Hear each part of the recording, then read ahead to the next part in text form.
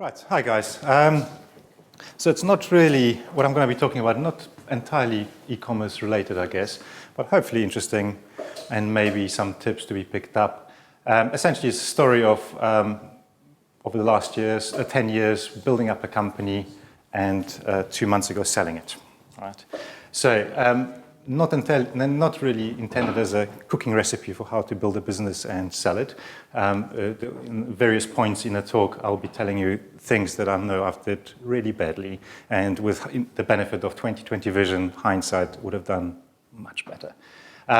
But let's go along and start off by really figuring out what is the business that we built and sold before we go into how it all happened. So Crafty clicks. Essentially, two products, postcode lookup.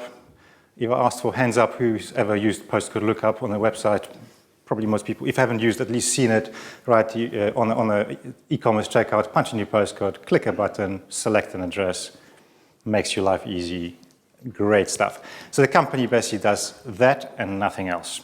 A couple of years ago, what we did is similar idea or same sort of benefit, except going international. Postcodes are rubbish in most countries, so it's more of a kind of tap and search.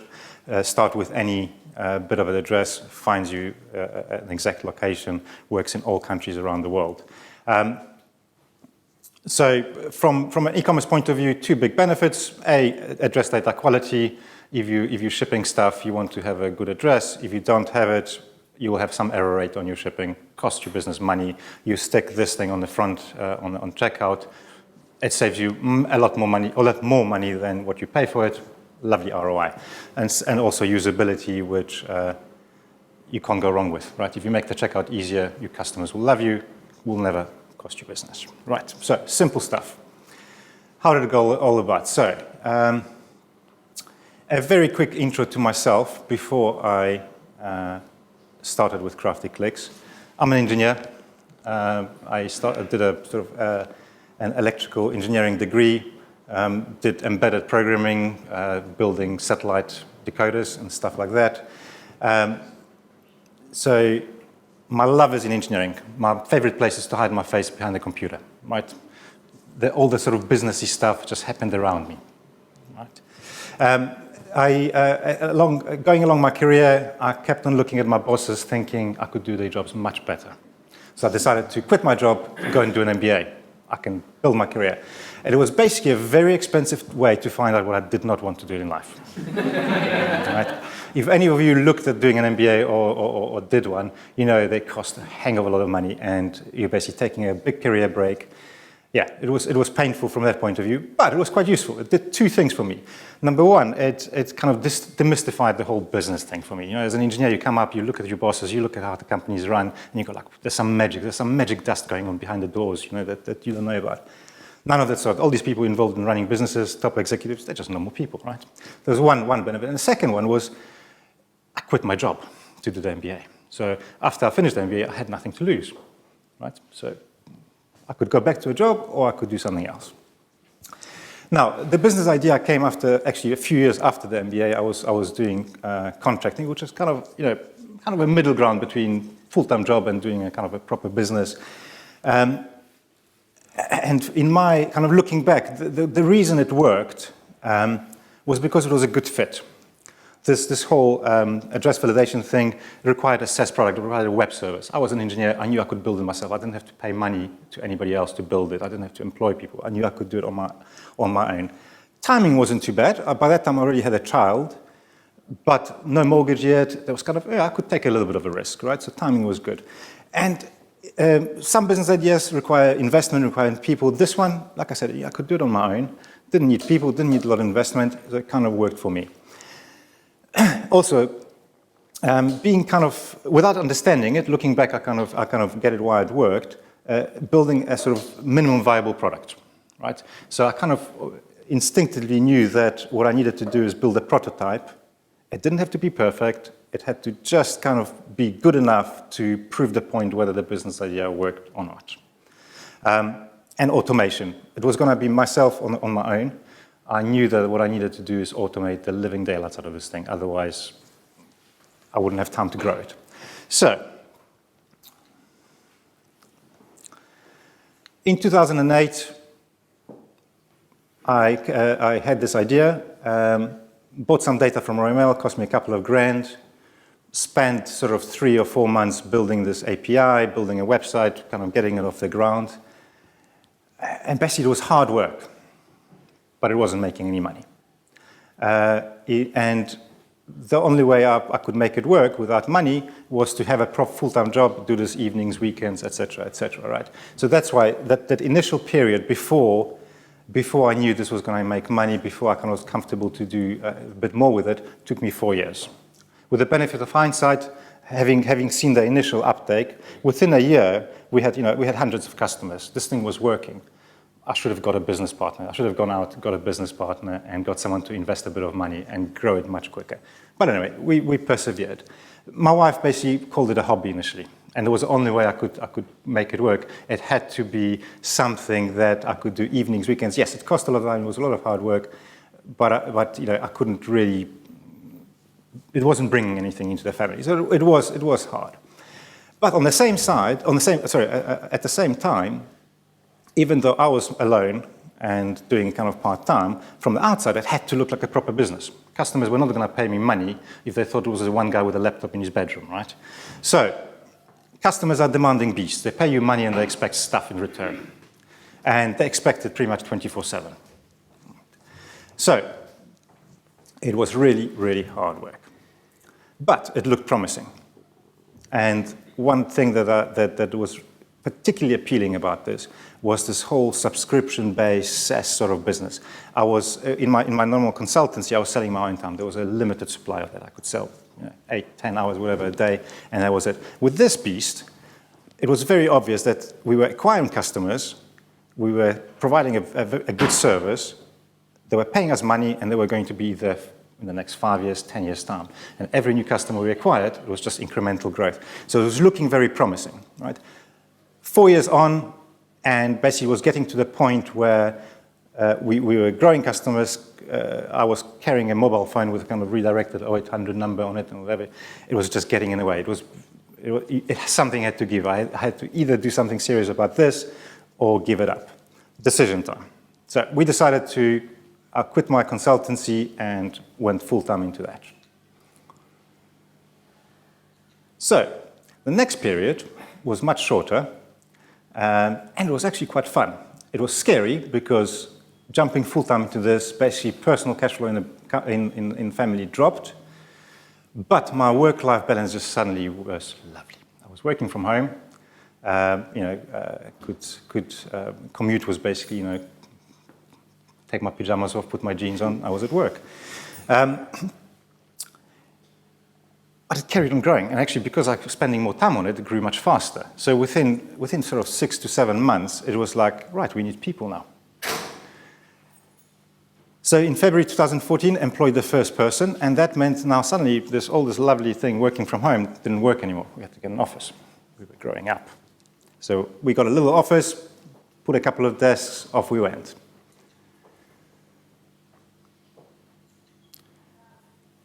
And this is actually when it's all happened properly. Once we had an office, once we had people, things just started really kicking off. We started having some really nice big clients. We had this international product a couple of years ago. We started employing people. It was just, from a kind of outside looking in, I think this is looking like a real success story now. It's really become a proper business, it's making money, it's lovely. So the two plots are kind of maybe a bit hard to read, but the one on the right is kind of, the blue ones are whenever we employed people, the red ones are when people left. The only two people that left our business so far was because they kind of personal reasons. Guy got married, maybe moved to Canada, another guy got married, moved up north in England. So we're retaining people, we're retaining customers, we have real fun at work. The other plot is kind of usage of the API. The yellow one is total clicks, kind of always going up, it's looking nice. The red one is the new product kicking off. Things look lovely, really, really good. From a personal point of view, on the one hand, it's lovely, it's a business that's growing, making money. We're now finally, my wife and I are getting paid properly. But it's stress. Now I'm responsible for people, responsible for customers. It's like, it's starting to get me down. And a couple of learning points over this is, I wish I knew, doing marketing and sales a lot earlier on. Looking back, stupid not to have done it. But hey, so we can, I don't know how many of you know of a company called Postcode Anywhere, right? Kind of does pretty much the same thing. They started about 4 years before us. From a technology point of view, same thing as us. Actually, some things we do are better than they do. Big difference is sales and marketing. So a couple of years ago, they sold out to GB Group for 65 million quid. We didn't get nearly that much. Right? So that, looking back, missed out the trick on that. And the second big learning was pricing. As an engineer, I thought when I entered this market in 2008, I thought, what I have to do is the same product at a much lower price, customers will come to me. They did, but actually price wasn't a factor. And I only figured out last year, in 2008, we put our prices quite significantly. What started happening, more customers started coming to us. And it's just like, why did we not think about it earlier? So in hindsight, the sort of testing I should have been doing very early on is some maybe A/B testing on pricing, something like that, figure out what customers were actually willing to pay for this service. And the beautiful thing about putting your pricing up, it's pure profit. Every penny you put the price up, it goes straight to the bottom line. It's brilliant. It's just absolutely fabulous. So by 2008, this is a great business. The only problem with that business is me. I'm a techie. I love technology. I've employed engineers. I've employed some account managers, but we're doing zero marketing, zero sales. The saving grace of this business, and the reason it's grown, is because the product we're providing is well known in the UK market. Right? Everybody knows about postcode lookup. People come and look for us. They pay us money. Brilliant business, right? Now that we're trying to go abroad, completely different kettle of fish. You have to educate people there. You have to do marketing. So, sort of towards the end of 2008, it's becoming obvious that there's only two things to do here. Start employing more people and building a kind of a team around me to do the sales and marketing, or sell the business. So, decided to try to sell the business. We went out to our competitors to trying to do a trade sale. People just messed us about, I think fished for information, blah, blah, blah. We were getting towards sort of February this year, we were getting to the point where we're going like, right, let's go with plan B, we're going to grow this business. And a PE company just happened to come out of the blue, email comes, one of those emails that I get every couple of months, kind of, we want to buy your business, which I used to ignore.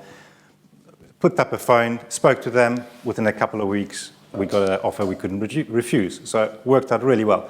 But I think the big learning point from here, I kind of thought selling a business would be like selling a house, kind of a bit of a look somebody comes, has. My goodness, what a painful process. I don't know how many of you have been through either a sell or buying a business, but my goodness, so I think getting help with that is money well spent. We paid our advisors a lot of money, but I think it was well worth it. It took about 6 months in total to actually do the sale process. Had the actual buyer come on board earlier, it would have been probably a couple of months. Initially, we didn't think about the PE route at all. I thought, private equity guys who are absolutely money focused, they're going to screw me over for money and run the business down, strip it down. Actually, the trade buyers were rubbish to deal with. PE was lovely. 2 months in, we have it's really working well. And in the end, took a while, but worth it. It's really worth it. Personally, fabulous. And a great story for me. So I'm happy. And the future, who knows? I don't know. I'm working for these guys for another year, helping them hand over, actively recruiting for someone to replace me. If you know someone that might be interested in that sort of business, that sort of opportunity, the opportunity is huge.